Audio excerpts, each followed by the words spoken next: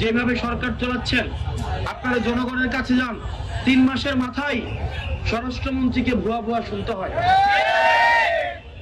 3 মাসের মাথায় আমরা তো পুলিশ প্রটোকল ছাড়া, পুলিশ তো আপনাদের সামনে থাকে পুলিশের গাড়ি, আর এখন পুলিশের গাড়ি আমাদের পিছনে থাকে, আমাদেরকে এখন দড়ির উপরে রাখে, আর আপনাদের সামনে থাকে পুলিশের গাড়ি 3টে। পুলিশের 3টা গাড়ি সামনে থাকার পরে জনগণ আপনাদেরকে ভুয়া ভুয়া বলবে। তার মানে পুলিশের গাড়িটা যখন সামনে থেকে পিছনে যাবে তখন পরিণতি কি হবে চিন্তা করেন তো একবার। মাত্র 3 মাস।